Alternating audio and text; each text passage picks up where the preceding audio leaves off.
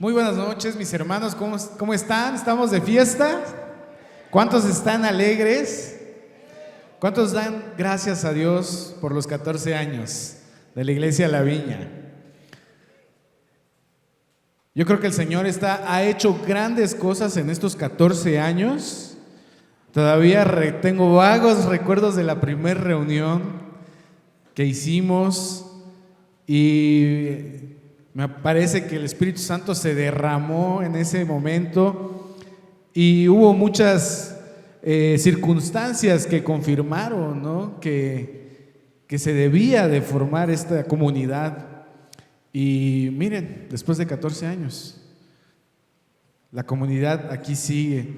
Yo te voy a invitar a que te pongas sobre tus pies y me acompañes en una oración para consagrar este momento de que vamos a estudiar la palabra, vamos a leer la palabra, vamos a orar. Señor, te damos gracias por tu palabra, porque es lámpara a nuestros pies, porque a través de tu palabra, Señor, tú quieres que nosotros seamos transformados. Tu palabra nos instruye, tu palabra nos corrige, tu palabra nos disciplina, tu palabra nos exhorta, nos anima.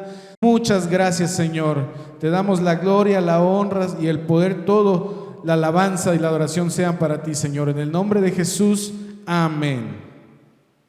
Bueno, mis hermanos, el tema de hoy es hasta aquí nos ha ayudado el Señor. Pueden tomar sus lugares. Y yo no sé si tú sabes, pero ese texto o esa frase es muy famosa, ¿no? Pero la historia de dónde salió esa frase es muy maravillosa porque tiene una gran enseñanza. Y yo te voy a invitar a que vayamos a 1 Samuel 4. ¿Cuántos les gusta leer la Biblia? Esta es una iglesia donde se lee la Biblia, amén. Vamos a leer un poquito, pero si te cuesta un poco leer, el texto va a estar en las pantallas, me parece. Pero vamos a leer desde el capítulo 4 hasta el 7, así que te pido que te prepares para esta lectura y si no, escúchalo, yo lo voy a leer para ti. Dice, yo voy a leer la versión Nueva Traducción Viviente y dice así: en aquel tiempo Israel estaba en guerra con los filisteos. El ejército israelita acampaba cerca de Ebenezer y los filisteos estaban en Afec. Los filisteos atacaron al ejército de Israel y lo derrotaron matando a 4,000 hombres. Terminada la batalla, las tropas se retiraron a sus campamentos y los ancianos de Israel se preguntaban: ¿por qué permitió el Señor que los filisteos nos derrotaran? Después dijeron: traigamos de Silo el arca del pacto del Señor. Si la llevamos con nosotros a la batalla, nos salvará de nuestros enemigos.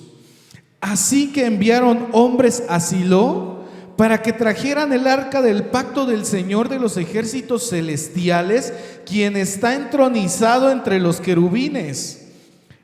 Los hijos de Elí, Ofni y Finés, también estaban allí con el arca del pacto de Dios. Cuando los israelitas vieron que el arca del pacto del Señor llegaba al campamento, su grito de alegría fue tan fuerte que hizo temblar la tierra. ¿Qué estará pasando?, se preguntaron los filisteos. ¿Qué es todo ese griterío en el campamento de los israelitas? Cuando les dijeron que era porque el arca del Señor había llegado al campamento, entraron en pánico. Los dioses han llegado a su campamento, exclamaron. Esto es un desastre. Nunca antes nos hemos enfrentado a algo así. ¡Socorro! ¿Quién podrá librarnos de los dioses poderosos de Israel? Son los mismos dioses que destruyeron a los egipcios con plagas cuando Israel estaba en el desierto. Filisteos, peleen como nunca antes. Si no lo hacen, seremos esclavos de los israelitas, así como ellos han sido esclavos nuestros. Peleen como hombres. Así que los filisteos pelearon con desesperación y de nuevo derrotaron a Israel.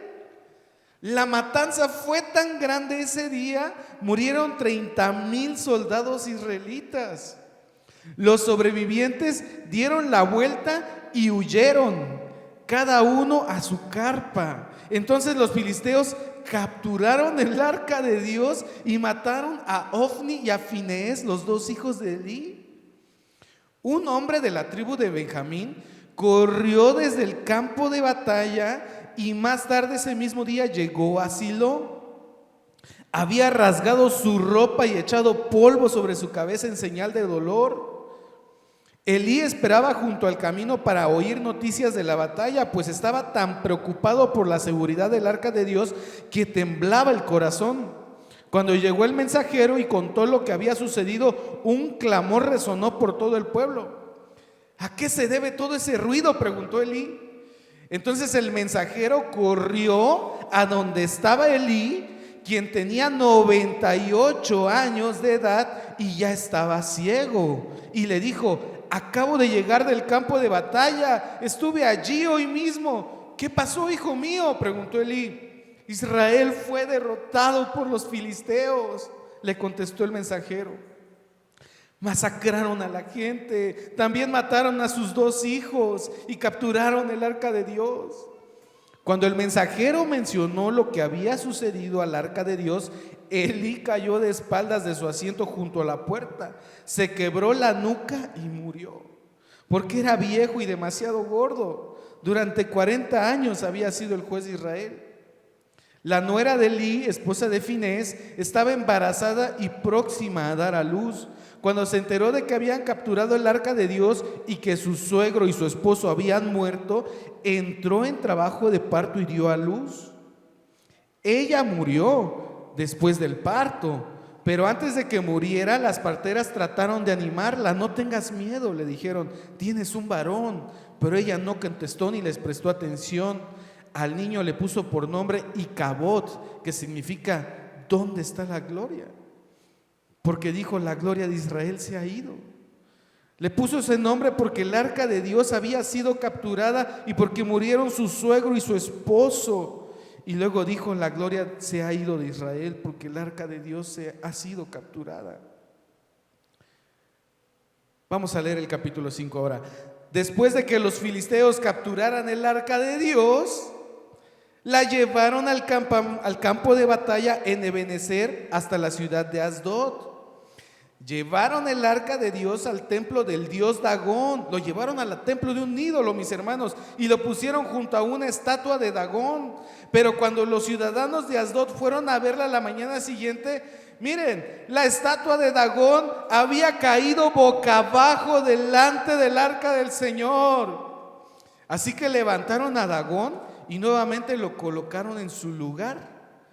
Pero temprano al día siguiente sucedió lo mismo. De nuevo Dagón había caído boca abajo frente al arca del Señor. Esta vez su cabeza y sus manos se habían quebrado y estaban a la entrada. Solo el tronco de su cuerpo quedó intacto. Por eso, hasta el día de hoy, ni los sacerdotes de Dagón, ni nadie más que entra al templo de Dagón en Asdod pisan el umbral. Entonces la mano dura del Señor hirió a la gente de Asdod y de las aldeas cercanas con una plaga de tumores. Cuando el pueblo se dio cuenta de lo que sucedía, exclamó: no podemos quedarnos con el arca de Dios de Israel ni un minuto más. Él está en contra de nosotros. Todos seremos destruidos junto con Dagón nuestro Dios. De modo que convocaron a los gobernantes de las ciudades filisteas y les preguntaron: ¿qué debemos hacer con el arca de Dios de Israel? Los gobernantes deliberaron y contestaron: trasládenla a la ciudad de Gat. Así que trasladaron el arca del Dios de Israel a Gat. Pero cuando el arca llegó a Gat, la mano dura del Señor cayó sobre sus hombres jóvenes y mayores. Los hirió con una plaga de tumores y hubo gran pánico. Entonces enviaron el arca de Dios a la ciudad de Ecrón. Pero cuando los habitantes de Ecrón vieron que se acercaba, clamaron: Traen el arca de Dios de Israel a nuestra ciudad para matarnos a nosotros también. Entonces el pueblo volvió a llamar a los gobernantes filisteos y les suplicó: por favor, regresen el arca del Dios de Israel a su propio país, o nos matará a todos. Pues ya había comenzado la plaga mortal enviada por Dios, y un gran temor se apoderaba del pueblo. Los que no morían sufrían de tumores, y el clamor del pueblo ascendió al cielo. Capítulo 6 dice: así que el arca del Señor permaneció en territorio filisteo por un total de 7 meses. Entonces los filisteos mandaron llamar a sus sacerdotes y adivinos y les preguntaron: ¿qué debemos hacer con el arca del Señor? Díganos cómo devolverla a su propio país. Y ellos dijeron: devuelvan el arca del Dios de Israel junto con un regalo. Envíen una ofrenda por la culpa para que la plaga se detenga. Entonces, si se sanan, sabrán que fue la mano de Dios la que causó esta plaga. ¿Qué clase de ofrenda por la culpa debemos enviar? Preguntaron. Entonces les respondieron: ya que la plaga los hirió a ustedes y a sus 5 gobernantes, elaboren 5 tumores de oro y 5 ratas de oro como los que asolaron la tierra. Hagan estas cosas para demostrar su respeto al Dios de Israel. Tal vez entonces Él deje de afligirlos a ustedes, a sus dioses y a su tierra. No sean tercos y rebeldes como lo fueron Faraón y los egipcios. Cuando Dios terminó con ellos, estaban deseosos de dejar ir a Israel. Así que construyan una carreta nueva y busquen 2 vacas que acaben de tener cría. Asegúrense de que las vacas nunca hayan llevado yugo. Engánchelas a la carreta, pero encierren sus becerros en un corral. Pongan el arca del Señor en la carreta y junto a ella coloquen un cofre con las ratas de oro y los tumores de oro que estarán enviando como ofrenda por la culpa. Después dejen que las vacas vayan a donde quieran. Imagínense. Luego, si cruzan la frontera de nuestra tierra y van hacia Bet-Semes, sabremos que fue el Señor quien trajo este terrible desastre sobre nosotros. Si no la cruzan, sabremos que no fue la mano de Dios que causó esta plaga, más bien sucedió por una casualidad. Así que llevaron a cabo las instrucciones, engancharon 2 vacas a la carreta y encerraron sus crías en un corral. Luego pusieron el arca del Señor en la carreta junto con el cofre que contenía los tumores y las ratas de oro. Y efectivamente, las vacas, sin desviarse a ningún lado, siguieron directito por el camino hacia Bet-Semes, mugiendo por todo el camino. Los gobernantes filisteos las siguieron hasta los límites de Bet-Semes. Ahora, los habitantes de Bet-Semes estaban cosechando trigo en el valle, y cuando vieron el arca se llenaron de alegría. La carreta entró en el campo de un hombre llamado Josué y se detuvo junto a una roca grande. Entonces la gente hizo pedazos la madera de la carreta para leña, mató a las 2 vacas y las sacrificó al Señor como ofrenda quemada. Varios hombres de la tribu de Leví levantaron de la carreta el arca del Señor y el cofre que contenía las ratas y los tumores de oro y los pusieron sobre la roca grande. En ese día el pueblo de Bet-Semes ofreció muchos sacrificios y ofrendas quemadas al Señor. Los 5 gobernantes filisteos observaron todo esto y luego regresaron a Ecrón ese mismo día. Los 5 tumores de oro fueron enviados por los filisteos al Señor como ofrenda por la culpa. Eran regalos de los gobernantes de Asdod, Gaza, Ascalón, Gat y Ecrón. Las 5 ratas de oro representaban las 5 ciudades filisteas junto con sus aldeas vecinas que eran controladas por los 5 gobernantes. La gran roca de Bet-Semes, donde colocaron el arca del Señor, todavía está en el campo de Josué como un testimonio de lo que sucedió allí. Pero el Señor mató a 70 hombres de Bet-Semes porque miraron dentro del arca. Y el pueblo hizo gran duelo por lo que el Señor había hecho. ¿Quién puede estar en la presencia del Señor, este Dios santo? Clamaron: ¿a dónde podremos enviar el arca desde aquí? Así que enviaron mensajeros a la gente de Kiriat Jearim y le dijeron los filisteos han devuelto el arca del Señor, vengan y llévensela. Vamos a leer el capítulo 7.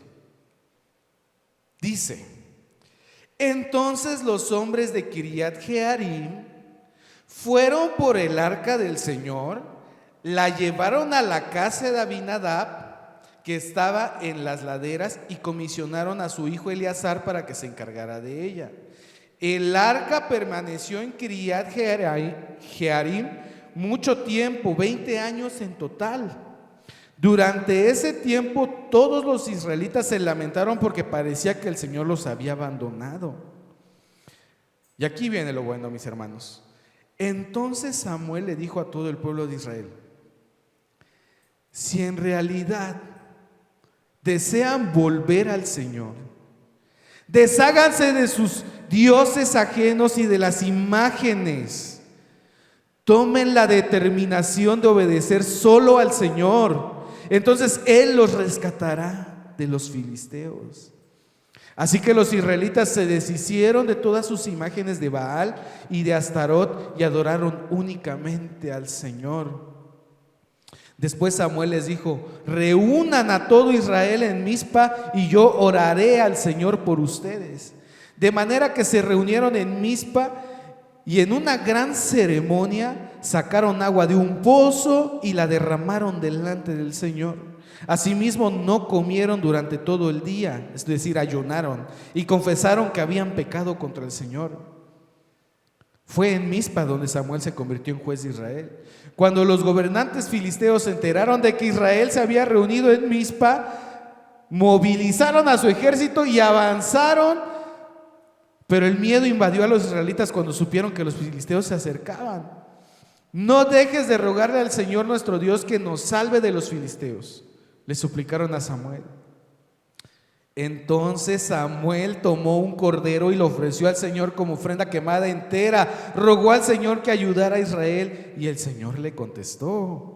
Entonces, justo en el momento en que Samuel sacrificaba la ofrenda quemada, llegaron los filisteos para atacar a Israel. Pero ese día el Señor habló con una poderosa voz de trueno desde el cielo y causó tal confusión entre los filisteos que los israelitas los derrotaron. Los hombres de Israel los persiguieron desde Mizpa hasta un lugar abajo de Bet-car, matándolos a lo largo del camino. Luego Samuel tomó una piedra grande y la colocó entre las ciudades de Mizpa y Gesana y la llamó Ebenezer, que significa la piedra de ayuda, porque dijo: hasta aquí el Señor nos ha ayudado. Mis hermanos, quise que leyéramos todo esto porque en el capítulo 3 de Samuel, Samuel es llamado por Dios. ¿Qué significa esto? Él, siendo niño, es llamado, escucha la voz de Dios y él sabe que está consagrado para servir a Dios. ¿Cuántos de aquí anhelan servir a Dios? ¿Sí? Pero en el capítulo 4 aparece su primer gran desafío y es una batalla.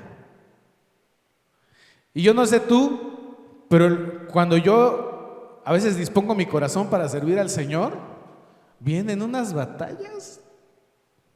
¿A quién le ha pasado?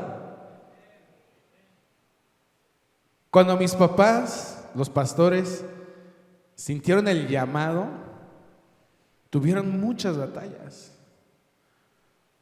demasiadas.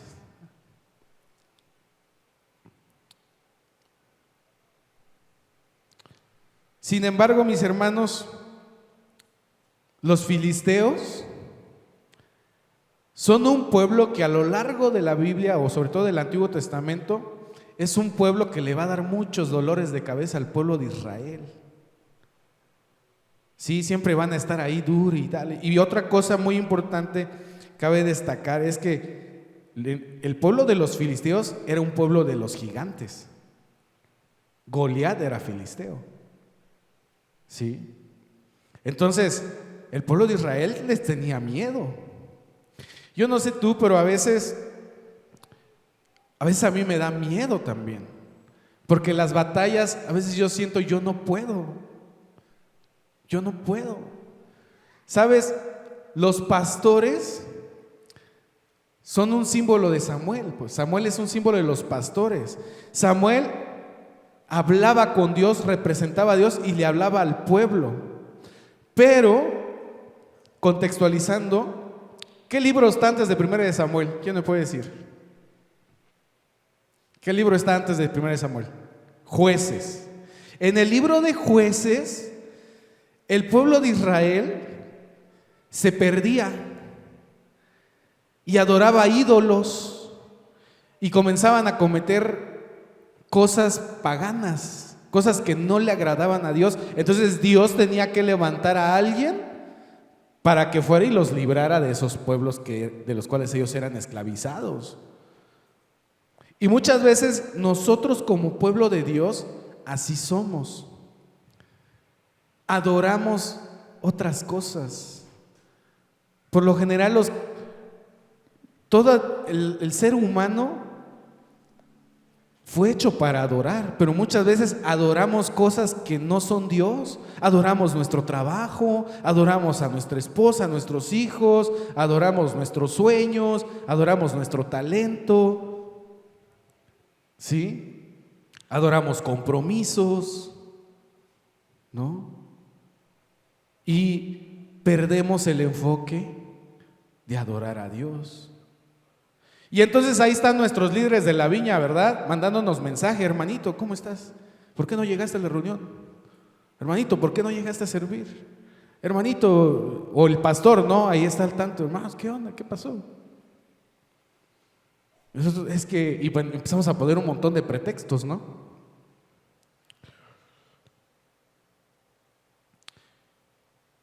Entonces, Samuel se levanta y le dice al pueblo: acérquense a Dios, dejen esos ídolos.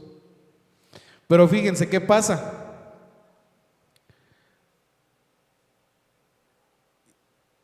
Israel, cuando fue si se dan cuenta, hubo dos batallas. En la primera batalla que perdieron, ellos hicieron una pregunta: ¿por qué nos ha herido hoy Jehová delante de los filisteos? Y yo le preguntaba al Señor por qué ellos preguntaron eso. Y el Señor me dijo: eso es como cuando nosotros le decimos: Dios, ¿por qué me está pasando esto? Pero en realidad es la consecuencia de nosotros querer hacer las cosas por nuestra propia cuenta, en nuestras propias fuerzas, en nuestra propia inteligencia, ¿no? Yo a veces pongo ejemplo, ¿no? La gente que se endeuda, ¿no? ¿Por qué? Porque a veces no tienes la necesidad de comprar nada, pero me voy a comprar, no sé, pongamos de cuenta una tele, ¿no? Me voy a comprar mi tele, ¿no? No tiene el dinero, pero ahí va, a crédito, ¿no? Pero ¿le pediste permiso al Señor? ¿El Señor te lo está dando? ¿El Señor ya te confirmó que eso es para ti? Porque hasta en ese tipo de cosas pequeñas hay que pedirle dirección al Señor. Pero no, yo lo quiero, ¿ves? Te metes en un gran crédito, luego ya ni lo puedes pagar. Después ahí te lo están embargando, ¿verdad? Pero uno que dice: Señor, líbrame de esta deuda, pero si tú te fuiste a meter ahí, ¿no? Entonces, muchas veces culpamos a Dios de nuestras propias acciones, ¿sí? ¿Y qué hizo el pueblo de Israel? Dijeron: vayamos por el arca, ¿no? Y trajeron el arca. ¿Y qué pasó, mis hermanos? Lo acabamos de leer. Volvieron a pelear y el pueblo de los filisteos tuvo miedo. Pero dice pues que le echaron más ganas y volvieron a ganar. ¿Cómo? Ahí sí yo me cuestiono, ¿cómo es que pasó eso? Si el arca representa pues la presencia de Dios, ¿no? Uno dice, pues yo tengo eso. ¿Sabe qué pasa? Que el pueblo de Israel veía el arca como un amuleto. Y eso muchas veces nos pasa a nosotros. Aún siendo cristianos, muchas veces no dejamos los amuletos. Por ejemplo, te metes a un ministerio, ¿no? Pero en realidad tú estás esperando que el Señor te saque de tu problema. Entonces yo voy a servir al Señor para que Él me bendiga. Y lo estamos usando como un amuleto, no como un verdadero servicio en gratitud a Dios. ¿Y qué pasa? ¿Se soluciona el problema? Muchas veces no. Buscamos muchas veces la bendición de Dios sin buscar al Dios de la bendición. Queremos resultados, pero no relación. ¿Sí? Entonces, mis hermanos, ¿por qué estoy hablando así? Estamos de fiesta, mis hermanos, pero en realidad esta palabra es para animarles. ¿Por qué? Porque en esta iglesia, hermanos, ha venido mucha gente y ya no están, tristemente. Yo quiero que le demos un fuerte aplauso al Señor por la vida de cada uno de ustedes. Gracias a Dios por la vida de ustedes. Porque a pesar de las pruebas, a pesar de las batallas, a pesar de tantas cosas, aquí están, buscando a Dios. Pero sí quisiera que reflexionáramos cómo estamos buscando a Dios. ¿Lo estamos buscando porque queremos sus bendiciones? ¿O lo estamos buscando porque lo queremos a Él? ¿No? Porque a fin de cuentas todo esto va a ser pasajero. Y si Dios nos da, amén. Y si Dios no nos da, amén. ¿Cuántos dicen amén a eso? Porque mucha gente se ha ido de esta iglesia porque aparentemente no han recibido. Pero Dios los rescató de una adicción, pero Dios restauró sus matrimonios, pero Dios rescató a sus hijos, pero lo recibieron, acá lo recibieron y acá se fueron. Ojalá nosotros no seamos de esos.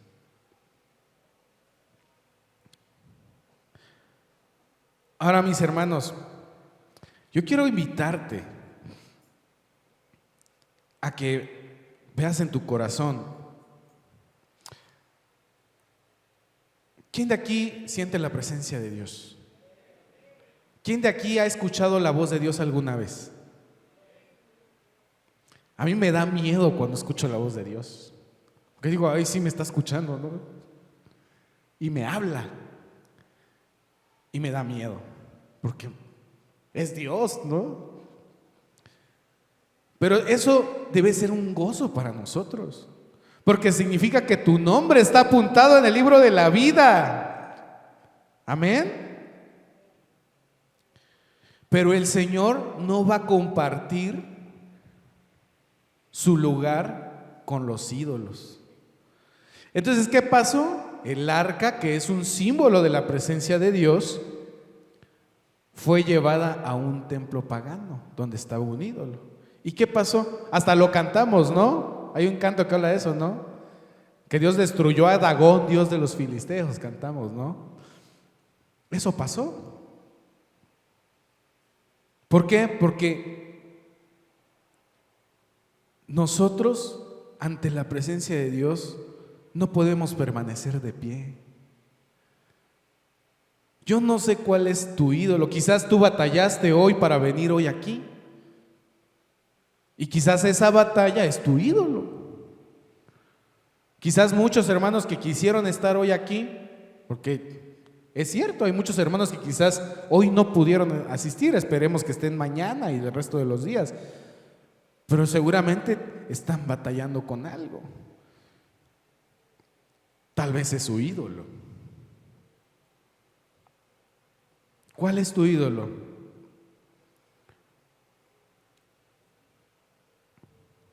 Dios es poderoso, mis hermanos. Tenemos que aprender a confiar en Él de verdad, pero no como un amuleto, sino porque Él simplemente es Dios y es el Dios todopoderoso, es el creador. ¿Sí? Y fíjate cómo es, porque Dios permitió que el pueblo de Israel fuera derrotado. Y quizás Dios está permitiendo que la situación en la que estás tú hoy sea de derrota, para que puedas renunciar a todas esas cosas que no te permiten por fin conectarte con Él. Y debemos darle gracias a Dios, porque no es malo eso. ¿Qué es mejor, lo material o Dios?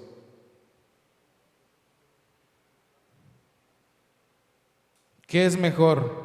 ¿El entretenimiento pasajero que tal vez te hace sentir bien, estás contento un rato, pero ¿y luego qué?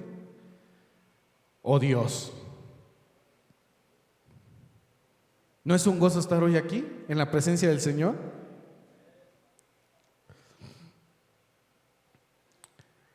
Entonces, mis hermanos,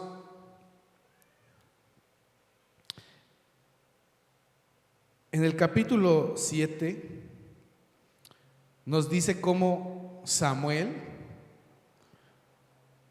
le dice al pueblo, ¿no? Si en realidad desean volver al Señor, desháganse de sus dioses ajenos. ¿Saben? Muchas veces los pastores, y lo digo porque me pasa a mí pues con mis pastores, ¿no? A veces mis pastores ahí me están señalando ciertos comportamientos o ciertas actitudes. Y a veces yo estoy así como que, ¿no? Pero a fin de cuentas, eso que a veces ellos confío, ¿verdad? Que lo están haciendo en la voluntad de Dios, son mis ídolos a fin de cuentas. Y yo tengo que renunciar a ellos.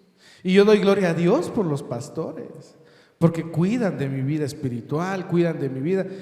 Y siendo honestos, desde que empecé a obedecer y empecé a buscar esos ídolos, porque en mi caso la música era un ídolo, mi trabajo era un ídolo, mis amistades eran un ídolo. Es más, el vacío existencial hasta era un ídolo. La victimización era un ídolo.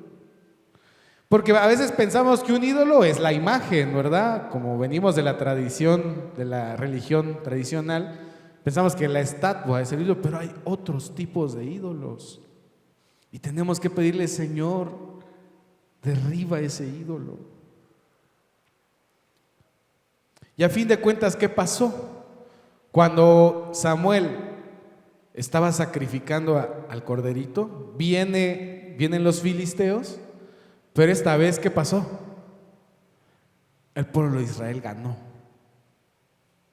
Y eso mismo es lo que nos va a pasar a nosotros. En el momento que nosotros renunciemos a todas esas cosas que amamos más que a Dios, Dios nos va a bendecir, Dios nos va a prosperar, Dios nos va a poner en ese lugar que nosotros anhelamos. Él nos va a dar esa paz, Él nos va a dar ese gozo, Él nos va a dar ese amor pleno que tanto hemos anhelado. ¿Cuántos lo creen? Amén. Entonces, mis hermanos, yo quisiera que nos pusiéramos de pie y hagamos una oración. Y vamos a hacer varias oraciones. Primero vamos a orar en gratitud por la vida. Ora por ti mismo. Gracias, Señor, porque me salvaste. Gracias porque me rescataste. Gracias porque me restauraste. ¿Por qué no levantas tu voz y vamos a orar? Señor, en esta noche estamos aquí reunidos porque hemos venido, Señor, a celebrar que tú has sido fiel con nosotros. Tú nos rescataste, nos salvaste. Estábamos perdidos, estábamos en oscuridad, Señor.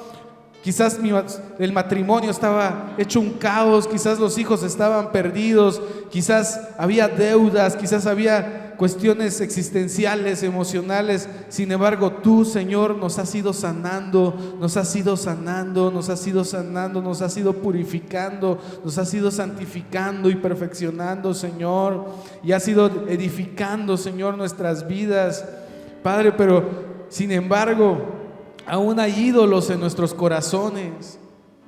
Aún hay cosas, Señor, dentro de nosotros que no terminamos de entregar. Y yo te pido, Señor, que tú ayudes a tu pueblo santo, porque hoy aquí están reunidos tus siervos, están reunidos tus hijos, Señor, que están buscándote, que claman a ti, Señor, y ellos también tienen necesidad, Señor, están batallando. Hay batallas, Señor. A veces no sabemos qué hacer. A veces hacemos las cosas, queremos resolverlo en nuestras propias fuerzas. A veces queremos resolverlo en nuestra propia inteligencia. Y no oramos, y no buscamos tu presencia.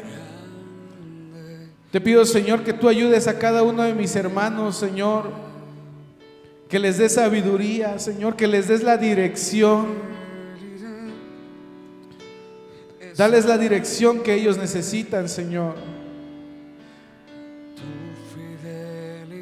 Y a los que no han podido estar aquí hoy, Señor, ayúdales también, donde sea que ellos estén, que ellos puedan sentir tu presencia, Señor. Y a todos aquellos que ya no están, pero que están perdidos, Señor, porque algunos aún continúan, Señor, pero hay otros que no. Ten misericordia de ellos, Señor, porque muchos de ellos se han alejado, porque no han podido entregar su vida por completo a ti. Señor, que podamos ir por ellos, o que alguien les hable, Señor, de tu palabra, para que estén con nosotros y te adoremos juntos, Señor, y continuemos esta celebración, Señor, acá. Porque tú nos vas a dar la victoria, Señor, porque la victoria tú nos la has dado, Señor.